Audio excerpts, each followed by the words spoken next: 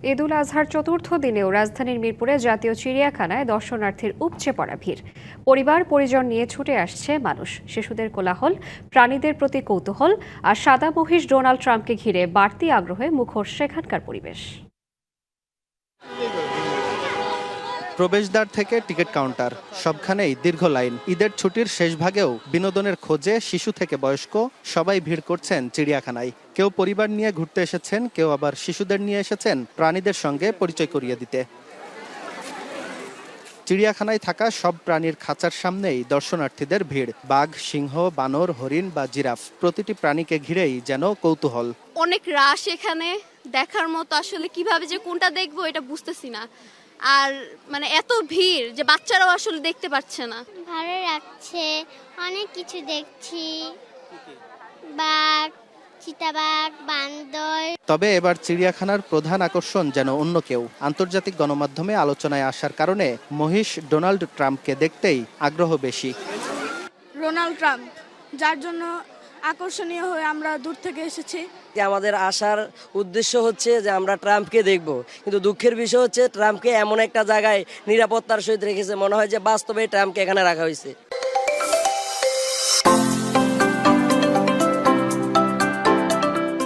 বন্যপ্রাণীর প্রতি শিশুদের কৌতূহল, ফাঁকা ঢাকায় স্বজনদের নিয়ে অনেকের ঘোরাঘুরি, সব মিলিয়ে ঈদুল আজহার চতুর্থ দিনেও প্রাণচঞ্চল চিড়িয়াখানা।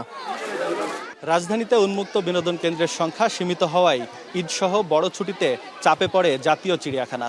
তাই দর্শনার্থীদের দাবি নিরাপত্তা ব্যবস্থাপনা এবং দর্শনার্থী ব্যবস্থাপনা আরও জোরদার করার। আঞ্জাম খালেক, ডিবিসি নিউজ, ঢাকা। ঈদের টানা ছুটিতে মিরপুর চিড়িয়াখানায় আজও ভিড় করছে না অনেকে। সেখানকার খবর জানাতে যুক্ত হচ্ছেন সহকর্মী আঞ্জাম খালেক। খালেক, এই মুহূর্তে চিড়িয়াখানায় দর্শনার্থীর উপস্থিতি কেমন দেখছেন? বিশেষ করে সাদা মহিষ ডোনাল্ড ট্রাম্পকে ঘিরে কেমন আগ্রহ দেখছেন সবার মধ্যে, জানাবেন। শ্রাবন্তী, সকাল থেকেই কিন্তু এই চিড়িয়াখানায় হাজার হাজার দর্শনার্থী আসছে। দিন বেলা যত বাড়ছে আমরা দেখছি দর্শনার্থী কিন্তু আরও বেড়ে চলেছে। আমরা ইতিমধ্যে দেখিয়েছি, আগেরবারও দেখিয়েছি ডোনাল্ড ট্রাম্পের মতো যেই মহিষটি, সাদা মহিষটি, সেটি ঘিরে কিন্তু দর্শনার্থীদের উদ্বেগ এবং উৎকণ্ঠা অনেক। তারা কিন্তু সবাই, যারাই চিড়িয়াখানায় আসছেন সবাই কিন্তু ওই মহিষের শেডের সামনে একবার হলেও যাচ্ছেন এবং সেই মহিষটি দেখছেন। আমি এখন অবস্থান করছি, আমার পিছনে দেখছেন যে এখানেও কিন্তু অনেক মানুষ রয়েছে। এটি বাঘের শেড। এখানেও কিন্তু হাজারো দর্শনার্থী আসছেন এবং দেখছেন। তারা এই যে খুব কাছ থেকে বাঘকে দেখতে পেরে, হিংস্র এই প্রাণীকে দেখতে পেরে কিন্তু আনন্দ করছে। বাচ্চারাও অনেক আনন্দ করছে, আমরা দেখেছি। আমরা একজন শিশুর সাথে কথা বলতে চাই। তুমি এখানে কি কি দেখেছো, কার সাথে এসেছো, কেমন লাগছে? বাঘ আর হরিণ আর ঘোড়া দেখেছি, আর ডোনাল্ড ট্রাম্পকে দেখেছি। কেমন লাগছে? ভালো, আমার বাবার সাথে। ধন্যবাদ। আমরা আরেকজন অভিভাবকের সাথে কথা বলতে চাই। বাচ্চা নিয়ে এসেছেন আপনি চিড়িয়াখানায়। এমনিতে তো রাজধানীতে ঘোরার জায়গা খুবই কম, কেমন লাগছে? আলহামদুলিল্লাহ, থ্যাংক ইউ।